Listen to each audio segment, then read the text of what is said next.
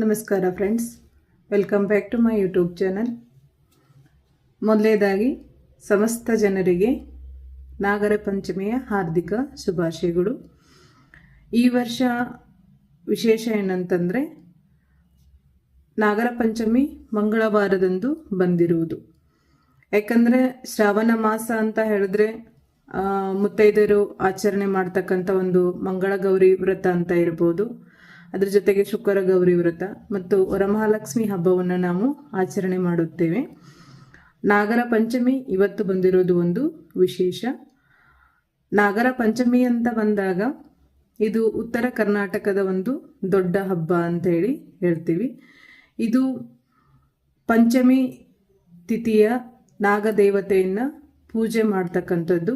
ಅಂದರೆ ನಾವೆಲ್ಲರೂ ನಾಗರ ಪಂಚಮಿ ಅಂತ ಹೇಳಿದಾಗ ವಿವಿಧ ತೆರನಾದ ಉಂಡಿಗಳನ್ನು ಮಾಡಿಕೊಂಡು ಹೊತ್ತಕ್ಕೆ ಹೋಗಿ ಹಾಲನ್ನು ಎರೆಯುವಂಥದ್ದು, ಅಥವಾ ದೇವಸ್ಥಾನಗಳಿರ್ತಕ್ಕಂಥ ನಾಗರ ಕಟ್ಟೆಗಳಿಗೆ ಹೋಗಿ ಹಾಲನ್ನು ಎರೆಯುವಂಥದ್ದು, ಈ ರೀತಿ ಒಂದು ಆಚರಣೆ ಮೊದಲಿನಿಂದಲೂ ಬಂದಿರತಕ್ಕಂಥದ್ದು. ಒಂದು ಕಥೆಯನ್ನು ನಾವು ನೋಡುವುದಾದರೆ, ಒಂದಾನೊಂದು ಕಾಲದಲ್ಲಿ ಒಬ್ಬಳು ಸಹೋದರಿ ಮತ್ತು 4 ಜನ ಅಣ್ಣಂದಿರು ಇದ್ದರು.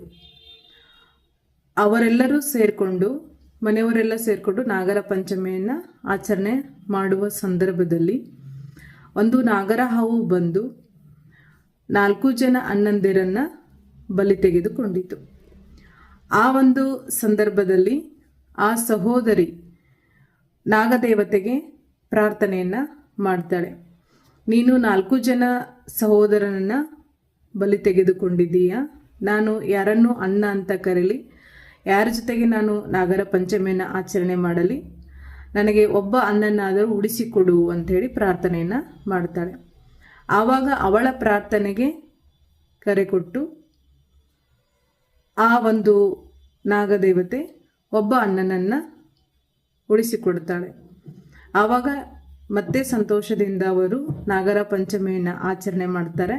ಹೀಗೆ ಇದನ್ನು ಸಹೋದರತೆಯ ಪ್ರತೀಕ ಅಂತ.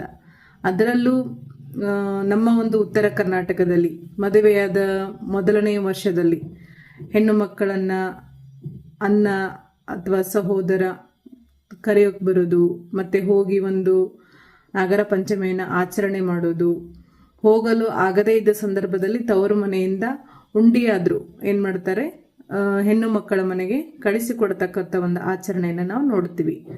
ಆಮೇಲೆ ಇವತ್ತು ನಾನು ಮಂಗಳ ಗೌರಿ ವ್ರತ ಕೂಡ ಮಾಡಿದ್ದೇನೆ. ಆ ವ್ರತದ ಒಂದು